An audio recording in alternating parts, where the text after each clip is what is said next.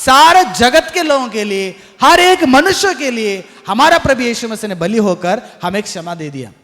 लेकिन क्षमा मांगने के बाद हमसे अगर पाप नहीं होना चाहिए, हमसे अपराध नहीं होना चाहिए, तो मेरे लिए दो रास्ता चाहिए।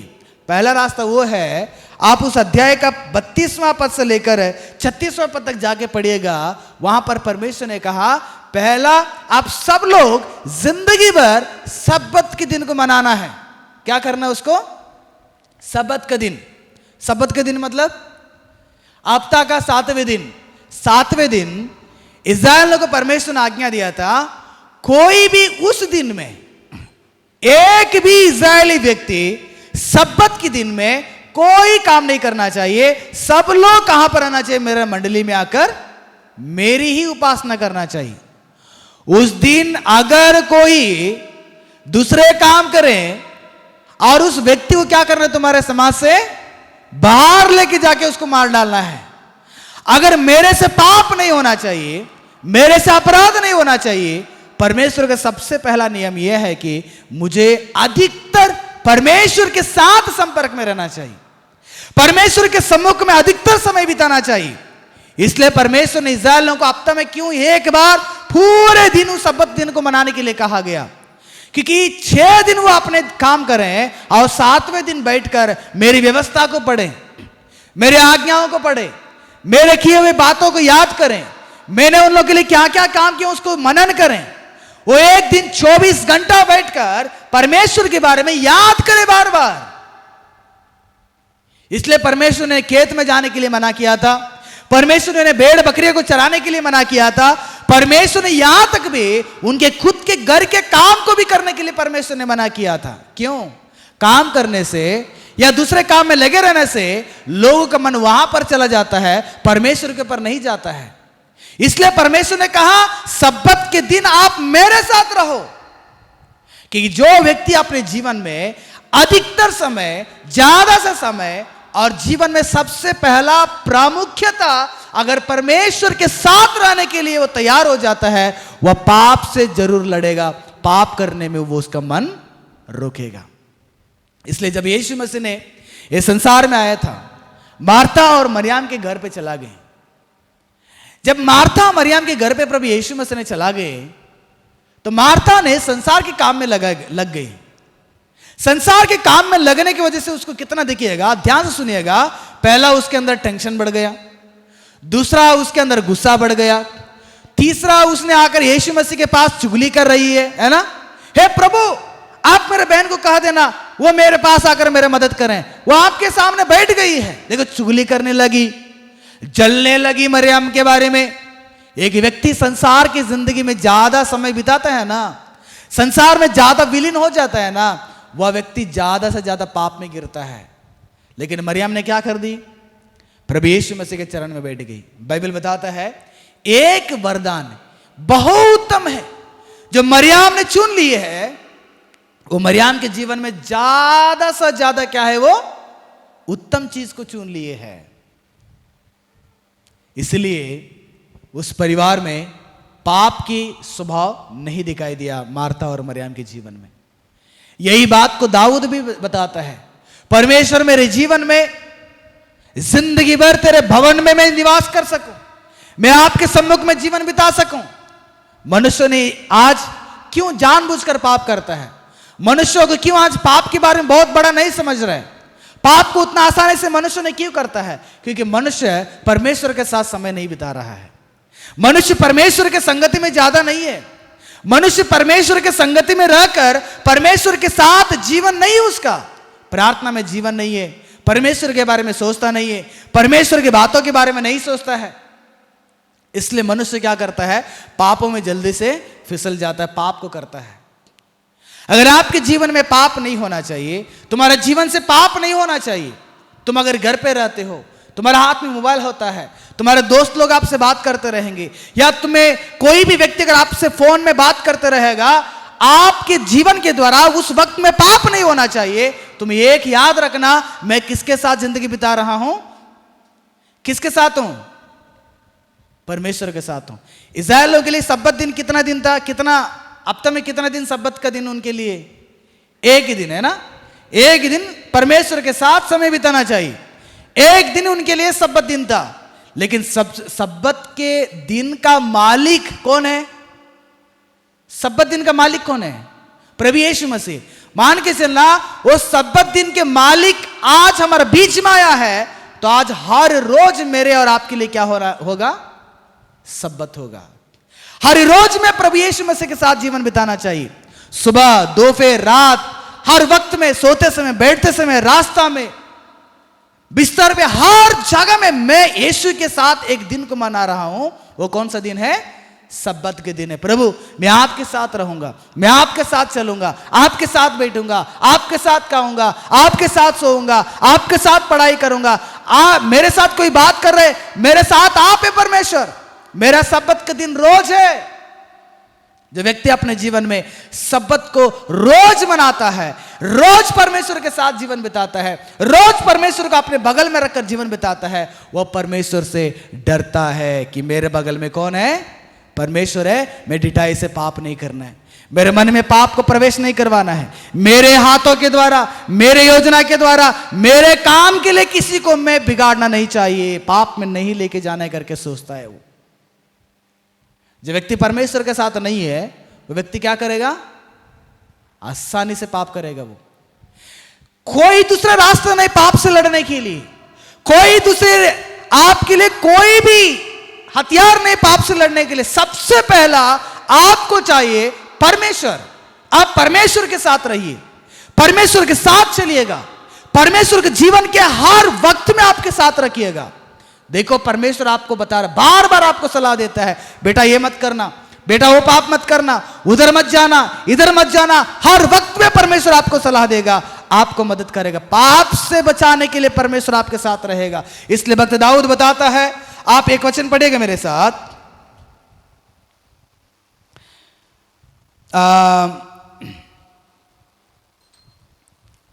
भजन संहिता 91 का पहला पद में भक्त दाऊद बता रहा है कि जो परम प्रधान के छाए हुए स्थान में, परम प्रधान परमेश्वर छाए हुए स्थान में बैठा रहे, वह सर्वशक्तिमान की छाया में क्या करेगा? वो ठिकाना पाएगा।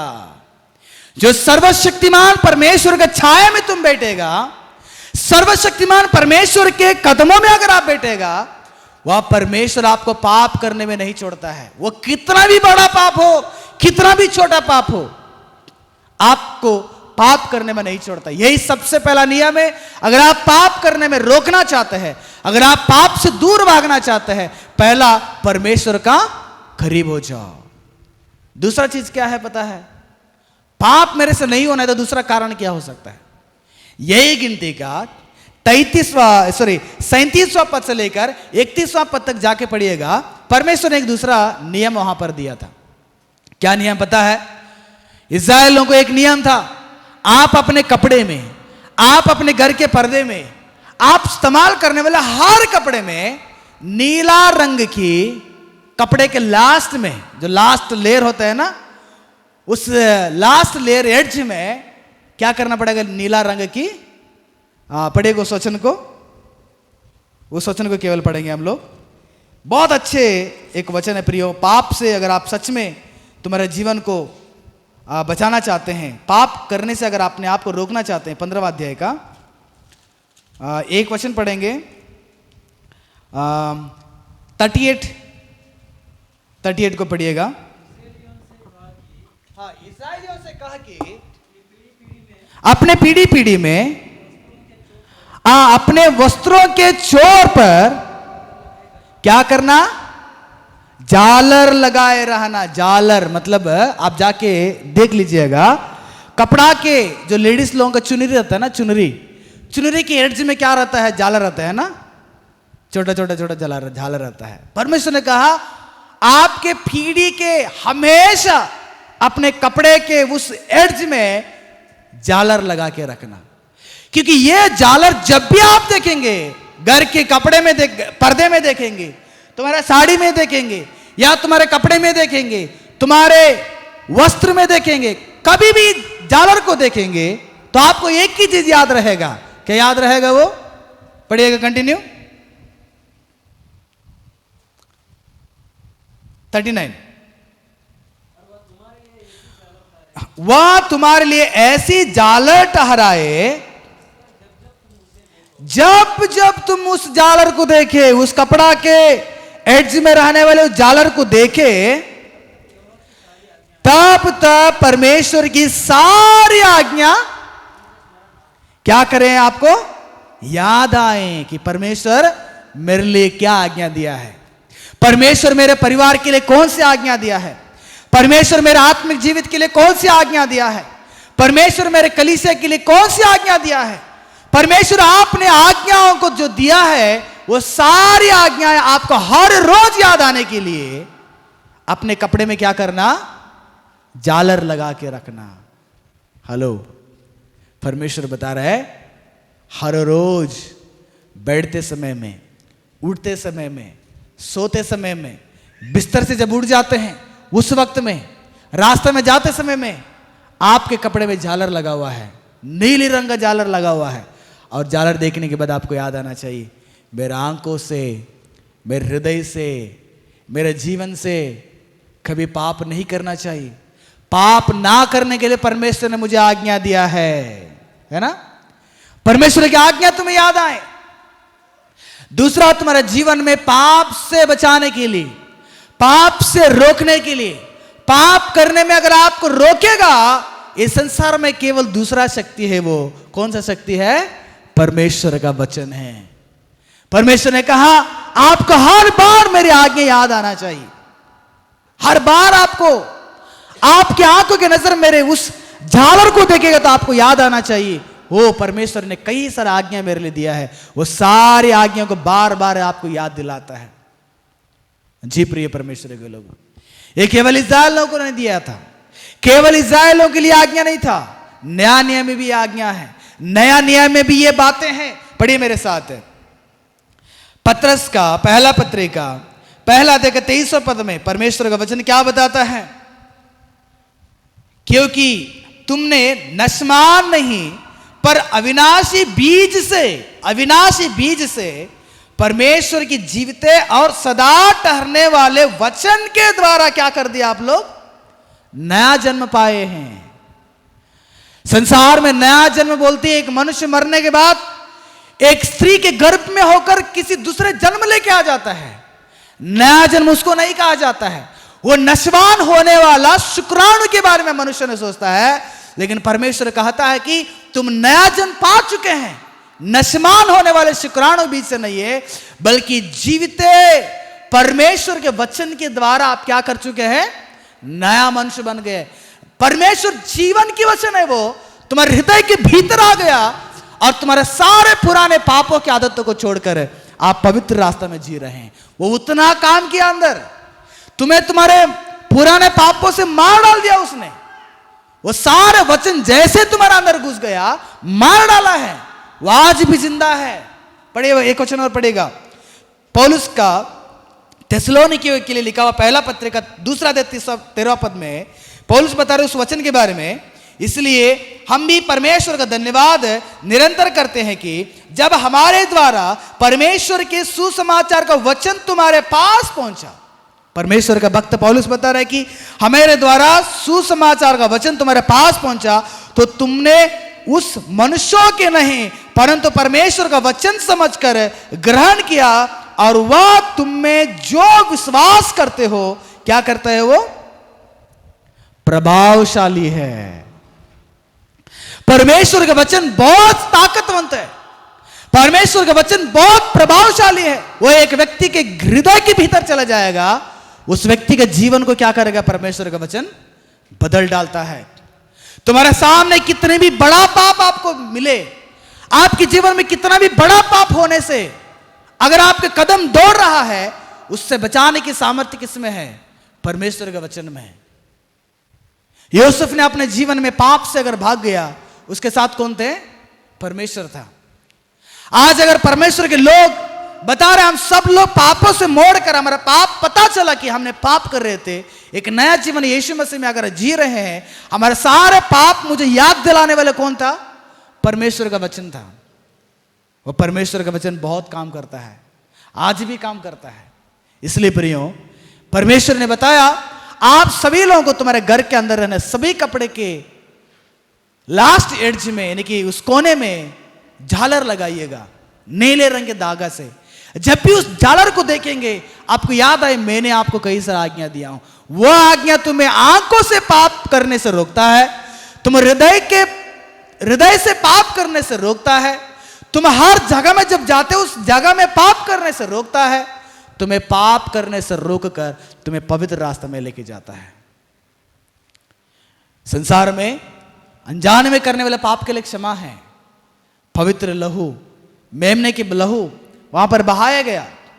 ठीक उसी प्रकार हमने कितने भी अनजाने में पाप किए थे, चाहे और भी कई सारे लोग पाप कर रहे होंगे, उन सब के लिए आज भी पाप की क्षमा का मांग परमेश्वर आज भी दे रहा है। उन सब के लिए माफी है। लेकिन जानबूझकर ढिठाई से पाप करने वाले लोग जिद्दी लोग संसार में हैं।